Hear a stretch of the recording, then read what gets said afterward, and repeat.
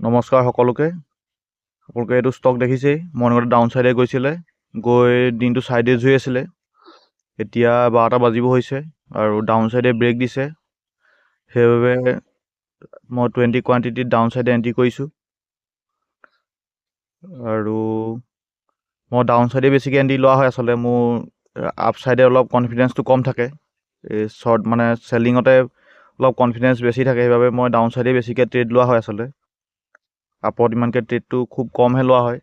আৰু নিফটিও চাই লোৱা হয়। আচলতে নিফটি আপ চাইডে গ'লে আপ চাইডে প্লেন কৰা হয়।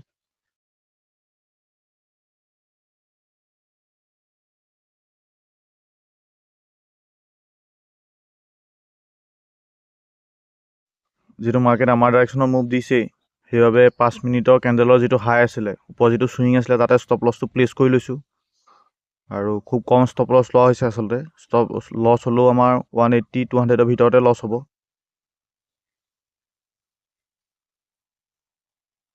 এতিয়া দেখিছেই ডাউন চাইডে কণ্টিনিউ ৰেলি দি আছে।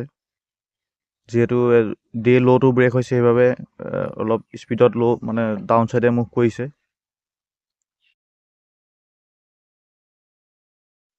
যিহেতু মাৰ্কেট আমাৰ ডাইৰেকশ্যনত মুভ দি আছে, সেইবাবে টাৰ্গেটটো ছেট কৰি ল'ব লাগিব। আৰু যিহেতু লছটো কম লোৱা হৈছে, আজি আমি এণ্ট্ৰি কৰা পৰাই লছলৈ যোৱাই নাই, প্ৰফিটতে গৈ আছে। সেইবাবে টাৰ্গেটটো 1:3 ৰেচিঅ'ত লগোৱা হৈছে আজি।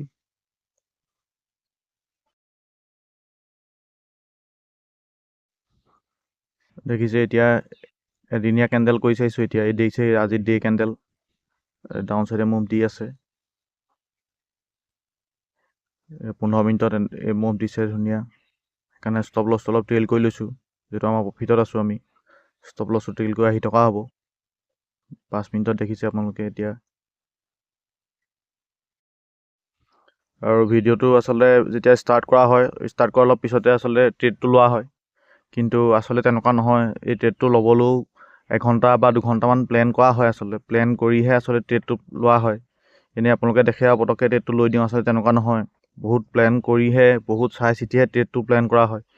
কমেও 1 ঘণ্টা 1.5 ঘণ্টা এনালাইচিছ কৰা হয় মাৰ্কেট। সেইবাবে যিসকল নতুনকৈ চাই আছে, তেওঁলোকক কৈছোঁ যে যদি ট্ৰেড কৰিছে বা শিকিবলৈ আৰম্ভ কৰিছে, তেওঁলোকে য'তে ত'তে ট্ৰেডটো নল'ব।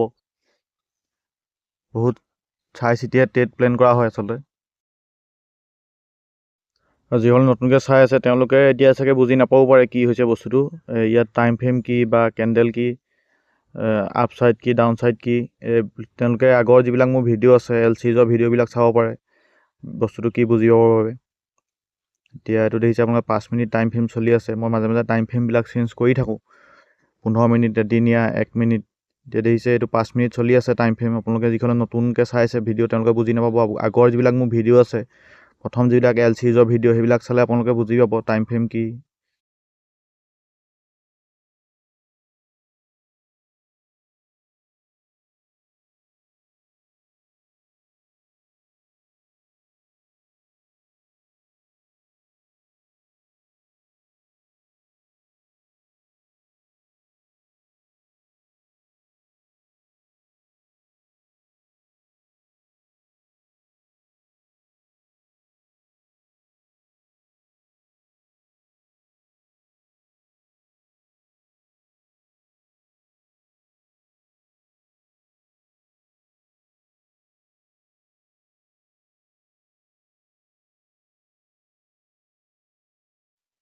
ট্ৰেডটো লোৱাৰ পৰা কণ্টিনিউ ডাউন চাইডত গৈ আছে।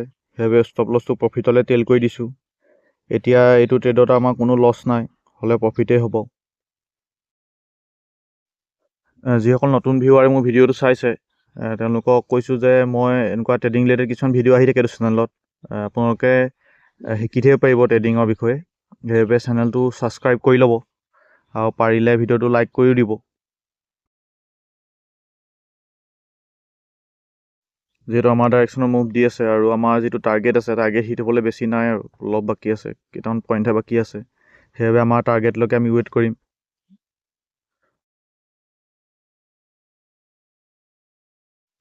যিহেতু আমাৰ ডাইৰেকশ্যনত কণ্টিনিউ গৈ আছে, সেইকাৰণে ৰিট্ৰেচ আহিবও পাৰে ইয়াৰ পৰা। সেইকাৰণে বেছি ৱেইট নকৰোঁ আৰু আমাৰ যিহেতু অলমষ্ট আমাৰ মানে টাৰ্গেট হিট হৈছে, সেইকাৰণে ষ্টপ লছটো কাটি লৈছোঁ। আৰু ট্ৰেডটো ক্ল'জ কৰা হ'ব।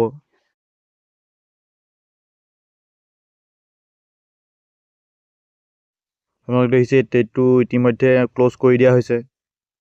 আৰু যিসকলে ভিডিঅ'টো চাই আছে নতুন ভিউৱাৰে তেওঁলোকক কৈছোঁ চেনেলটো ছাবস্ক্ৰাইব কৰি ল'ব। ট্ৰেডিং ৰিলেটেড এনেকুৱা কিছুমান ভিডিঅ' আহি দিব, আপোনালোকে শিকি থাকিব পাৰিব।